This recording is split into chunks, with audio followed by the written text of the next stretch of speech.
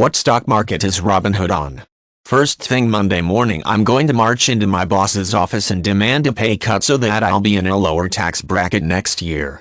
Of course that's ridiculous, but isn't it about the same as the financial community's conventional wisdom for year-end tax planning? What about the long-term nature of investing or the merits of the investment they felt so strongly about in July? What are their motivations and what discipline thought up these strategies in the first place? Clearly there are many questions that require answers, but as investors it should be crystal clear that the object of the investment exercise is to make money, just as much as possible quickly, legally, and within a low-risk environment. The faster it comes in, the more effectively it can be compounded. Otherwise, wouldn't the CW be defined as many downers as uppers so that there are no tax consequences? Wouldn't zero taxable gain investing be the only smart investment strategy? A December 2004 New York Times Money section article actually suggested that investment professionals had an obligation to lose money for clients in order to reduce the tax burden.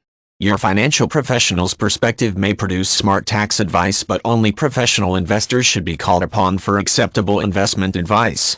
CPAs may look smarter if you have a lower tax liability, but many of them go too far with a calendar year focus that ignores the realities of an emotional and cyclical investment environment.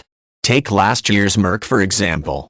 It has nearly doubled in market value since you were told to sell it last November. Hoder thunk it. Why didn't you buy more instead of selling? Fortunately, not all professionals are into losing money. In fact, in nearly 30 years of dealing with hundreds of accountants and other advisors, not even a handful have suggested that clients should take losses on fundamentally sound securities, equity, or fixed income.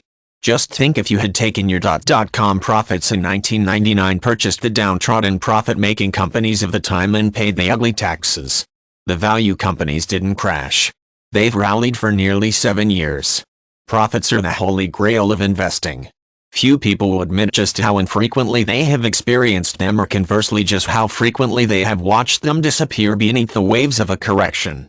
Similarly, most financial professionals will counsel their charges to let their profits run, particularly around year-end.